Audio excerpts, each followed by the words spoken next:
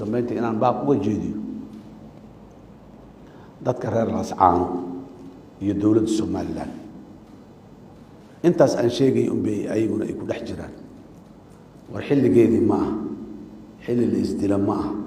32 sano ka bacdi inaan isdilna sax ma aha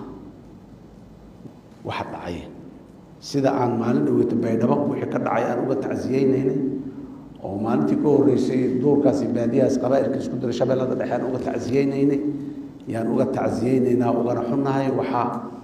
ka dhacay baryahan dambe magaalada Laascaano dowladda Soomaaliland aan ugu baaqaya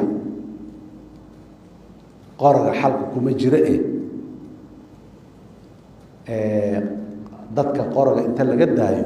dadka dad la hadla loo soo diro dadka dad la hadlo oo ay muxuu ahay hadalkooda dhageysanayaan waliba ha loo soo diro calool waxay ku bukootay laguma daaweeyaan leeyahay haddii dadka dad ay dhibsadeen iyo saraakiil iyo ciidan iyo dad hadallada qaarkoodna hadallo qurxoon ma ahane ha la iska daayo dadkaasi dhibaatada haysataa iyo waxa uu meesha ka dhacay waana dhibayaan waa ka damqanayna waa dad Soomaaliyeed meel kastoo ay Soomaali ku nooshahay dhibaatada gaartay waa ka damqanayna dadka reer Laascaano idinku lafsadiina tala u soo istaaga oo cunfiga iyo colaadda iyo hadallada dhibka badan ee media iyo meelaha la marsiinayaa hal la joojiyo waxba nooma soo kordhinayaan waxba nooma soo daaweynayaan mas'uuliyiinta iyo dadka hadda muxuu ahay dowladda Soomaaliland waxaan leenahay sida bal si kale ha lagu dayo sidan si aan ahayn ha lagu dayo daaweyn mayso geel duday dhaxdiisu xara lagama qabto yaa leeyahay dadku hadday kacaan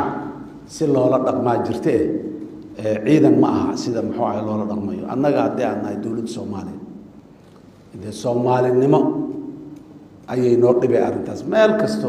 daaf geeska ugu xaqeeyo Soomaaliland hadday tahay iyo geeska kale Soomaaliya hadday iyo Soomaalida xataa xuduudaha ka baxsan hadday dhibaatoonayso waa la xanuunsanayna waana na dhibay raalina kama ahin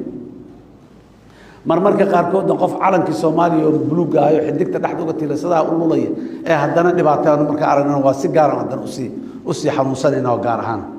siyaasadda nooga ma jirto wax kale nooga ma jiraan dadkaas inay deganaadaan maamul iyo tala iyo hoggaan iyo maxaan ku raad deganaansho iyo amni inay helaan waayo waxa aan ka danaynayn waa laga yaabaa warkaygaasi in dad badan si kale ay u fafasiraan sida marar hore badan ba dhacday laakiin haddana inaan dhahna ka xishoomayno kana gabamayno arrinta alla dejiyo nabadaan ku baaqaynaa dowladnimo nabaday ka dambaysaa hala dejiyaan leenahay dadka reer Laascaanana waxaan leenahay lafsadiinu dega oo hadal u soo istaaga oo gubidda iyo jibinta iyo maxaan ku raadayay daaya dhiig meesha ku daato dhibaato un baa ka imaanaysa wanaag iyo khayr ka imaamayo walaalahaasna intaasaan ugu baaqaynaa haddii alla yiraahdo